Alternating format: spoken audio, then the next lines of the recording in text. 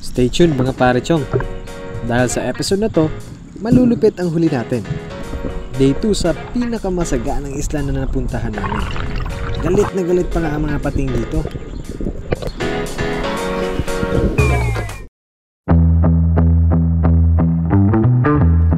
Isang epic spearfishing adventure mga pare-chong. This time, we are heading to Mapun. Isa itong group of islands sa boundary ng Pilipinas at Malaysia. Alamin natin kung gaano kasagana ang karagatan dito.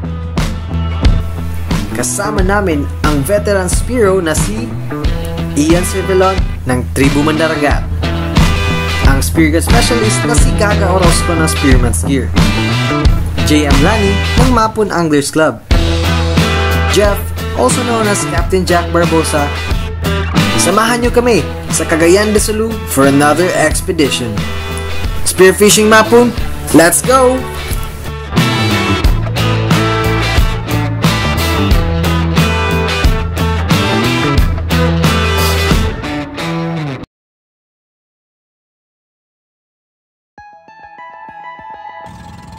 Sa previous episode, bumiyahe tayo ng 8 oras papunta sa isa sa mga isla dito sa Mapun.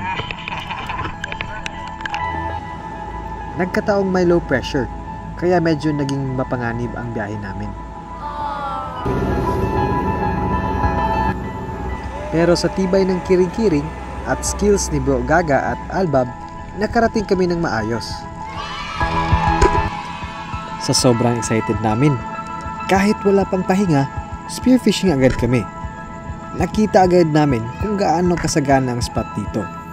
Sa first day pa lang, may trophy fish na agad kami. Hindi lang isa, kundi 2 monster giant sweet lips.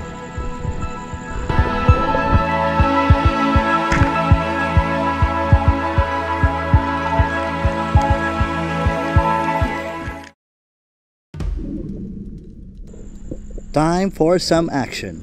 Wala nang keme-keme pa. Dive agad. Watch this clip guys, kasi first time kong ma-experience to. Napakaganda ng visibility dito. Ang layo ng kita. Kaya kita mo agad ang mga isda sa baba. At pansin ko, may bluefin na dumaan. After ng fish call, sumalubong agad siya.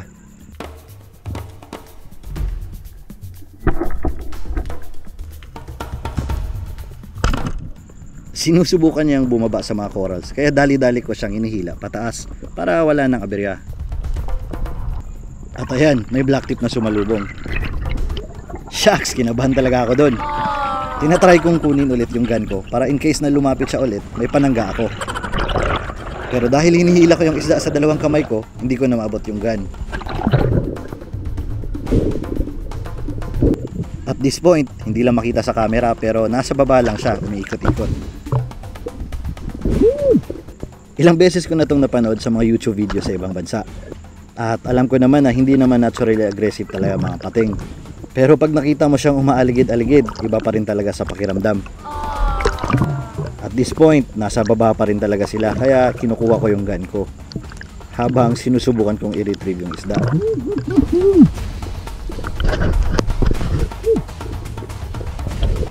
At ayun na nga siya, at nagtawag pa siya ng mga kasama. Buti na lang hindi ako nakolektahan ngayong araw. A couple of minutes passed pero andyan pa rin sila. Kaya nag-decide ako na lumipat na sa ibang spot.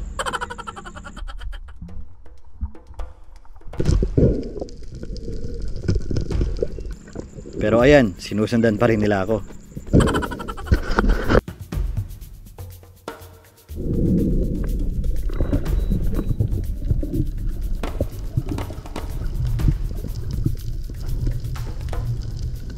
Kakaload ko lang guys, pero may GT na agad na dumaan.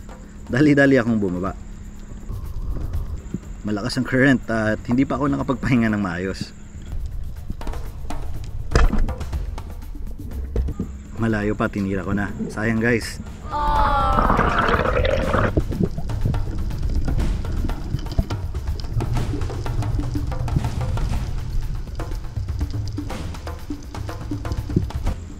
Eto naman, may isda ako nakita sa baba. Hindi lang ako sigurado kung ano.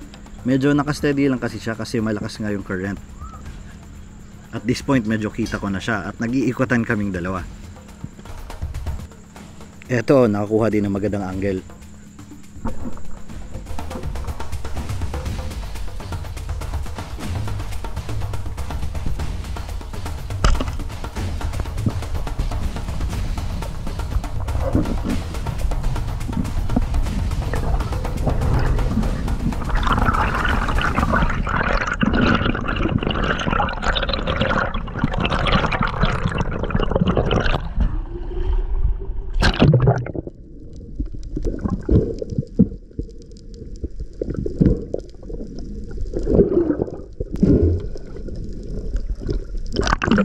Sobrang saya ko dito guys kasi first time kong makuha ito. Isang red sea bass.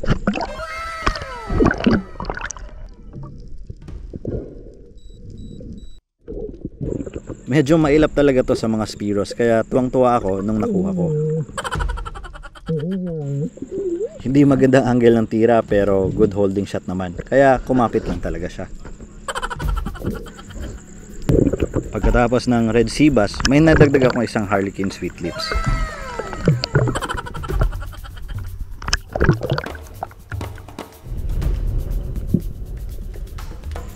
Ito namang grouper na to, galing to kay JM. Hindi natamaan at dumiretso sa baba ko.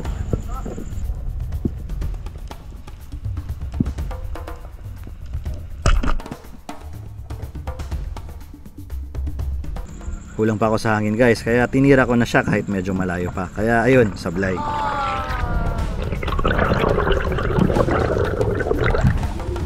Nabitas! Naigo ko na, nabitas! Tinamaan man!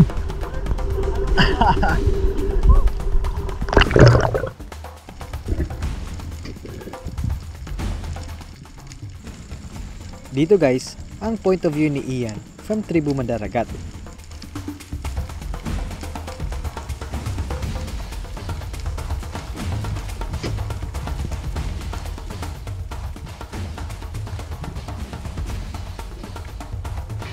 Before tayo magpatuloy, please mag-subscribe muna kayo for more spearfishing adventures. At feel free to leave a comment below. Ayun, sa previous episode, ito yung bato na maraming sweet lips. And this time mga parichong, andito pa rin sila. Let's watch.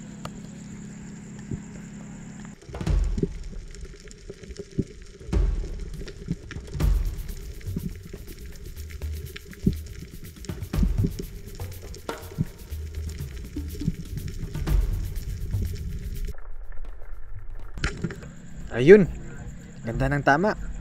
Napaka-curious talaga ng isda dito.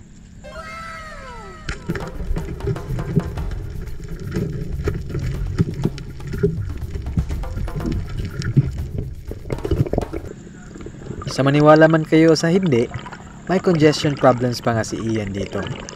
Diba talaga pag maraming experience sa spearfishing?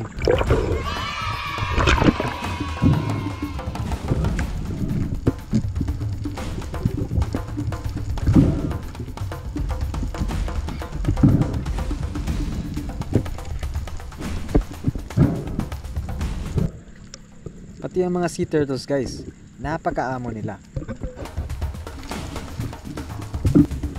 Ito naman ang coral hind grouper. Hindi lang na videohan and this is a rare species of its kind. What up guys? What up? What up? What up? What up guys? Welcome back. Natapos lang ng morning dive namin. Ako wala akong huli guys kasi natangay ako ng agos. Saka naubos yung lakas ko. Let's see kung ano yung huli ni Reeve. Ini, nabag yung midnight stopper. Kaso lang, pagtingin ko medyo malalim na, 23 meters na. So nag-drop lang ako. So nakita ko to, konting drama lang, gapang ng konti, sa pool. Eto, nakakatuwa. Pagkuha ko, hila. May biglang pating na dumasmag sa akin. Ganon, galit na galit. Hila lang ako, pala mamatay na ako. Hila lang ako, hila. Tapos pagdating ko sa taas yun, may mga tatlong pating pa na Oh shit. ikot. Dami talaga pating dito guys. Oh, not bad. Yung pinaka-priced. Price catch. Yeah. Ito naman, Excel dive. Ano lang, mababaw lang to ba? 12 siguro. Pero exhale dahil buti dito yung ubos yung kain. Yeah. Tapos meron tayong mga missed shots na iba, may GT, tsaka ano pa ba yun? Pakita ko na lang sa inyo. Ayan.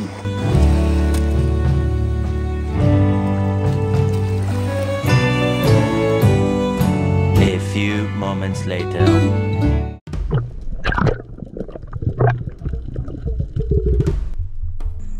Peace out, Mr. Eagle Ray. Grabe, ganda talaga ng biodiversity dito.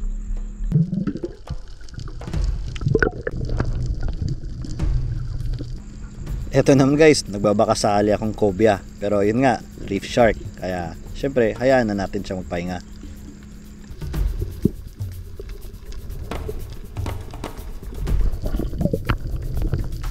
Dito naman, may naspatan akong bluefin trevally nasa baba. Ang linaw nga kasi ng visibility.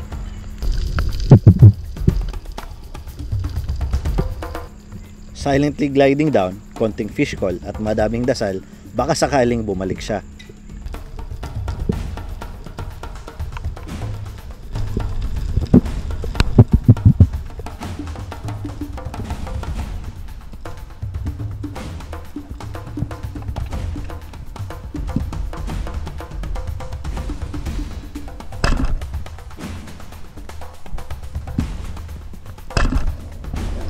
Immediately grab the line kasi ayaw ko nang matanggol siya sa baba. Ayaw ko na siyang balikan. Kaya sasama ko na siyang paakyat.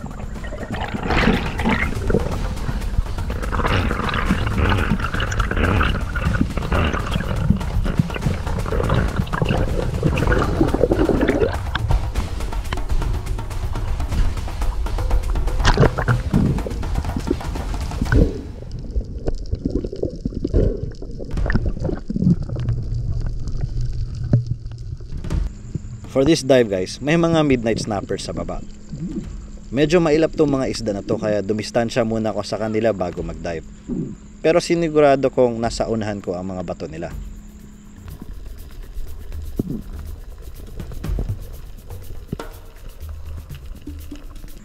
Medyo mas sensitive to mga isdang to. Kaya tinatry ko na wala masyadong extra movements para hindi maspook yung isda. Sumakto nga ang tansya natin. Yung bato nila, nasa unahan ko. Kaya abang-abang lang tayo.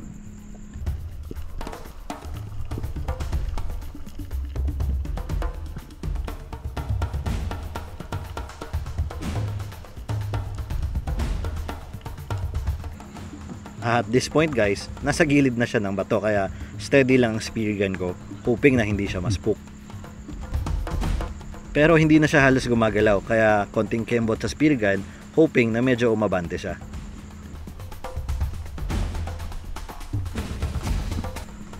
Kulang pa talaga sa range.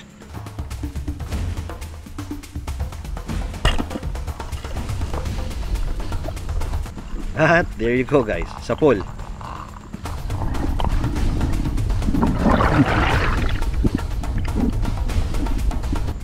Another fish unlocked.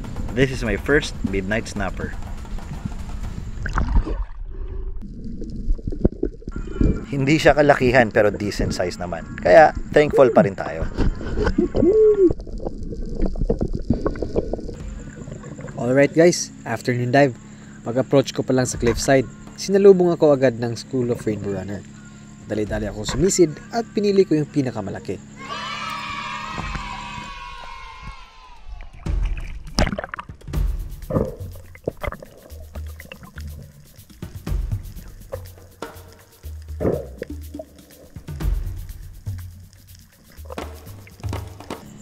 Sa bilis ng pangyayari guys, tinamaan ko pala sa spine. Kaya wala nang laban pa.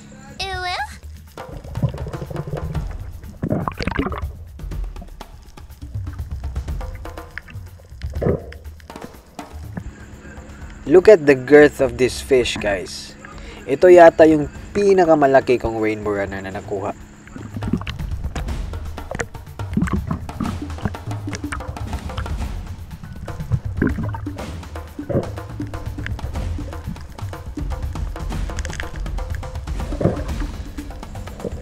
Sobrang sarap nito sa sashimi pare chong. A quick dispatch to preserve the meat. QQQ.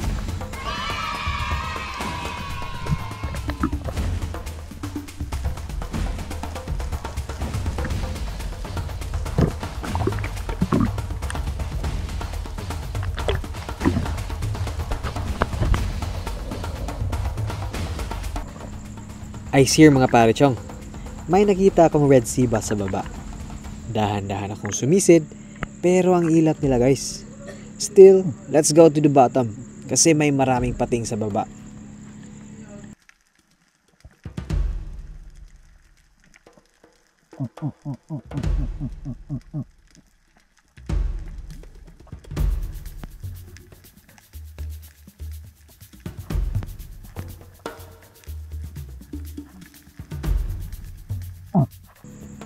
First time ko makakita ng maraming white tip shark in one area. And I was so amazed that I want to film them down here. Kasama pa nila ang klase-klaseng isda. Sheesh! Biodiversity is lit on the spot. And I want you to enjoy the view.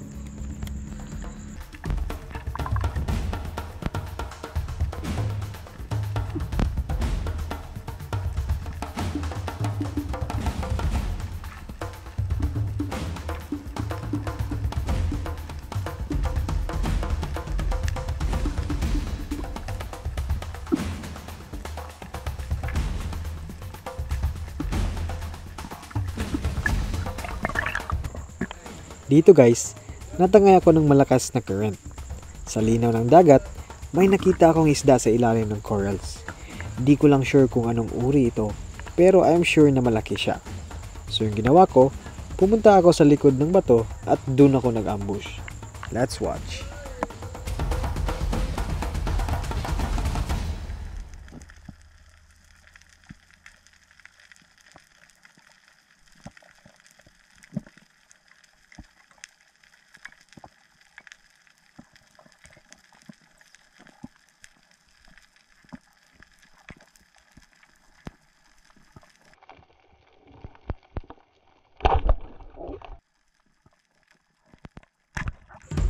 Ayan, isa palang malaking grouper guys.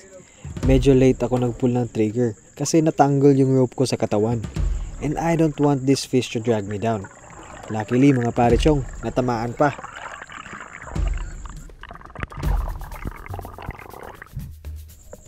Masama talaga yung tama ko sa isda. Kaya I called for backup. Buti na lang, nandito si JM sa malapit.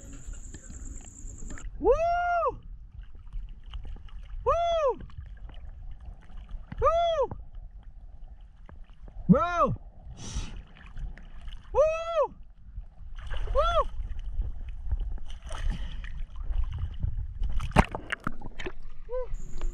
The story behind this guys was na stuck talaga yung shaft ko along with the fish inside its hole. So, pumunta pa ako sa island para kumuha ng flashlight. After that, sinisid namin pabalik-balik pero napakahirap ihila guys. Sobrang solid yung pagka-stuck sa ilalim. Buti na lang at kinain siya ng moray eel sa ilalim at nakapag second shot ako. Talagang para sa amin tong isda na to.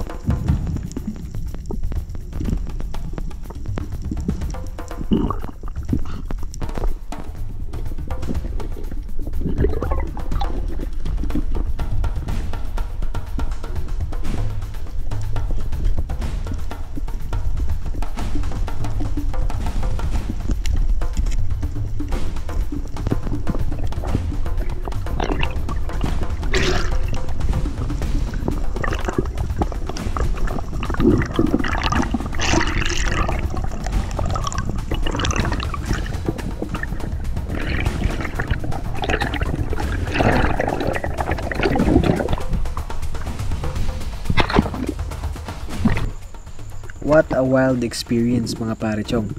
Kung di yun kinain ng eel, di rin lalabas yun.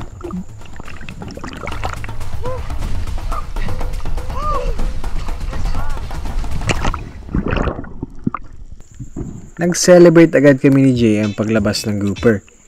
Estimate namin sa isda na to is around 10 kilos.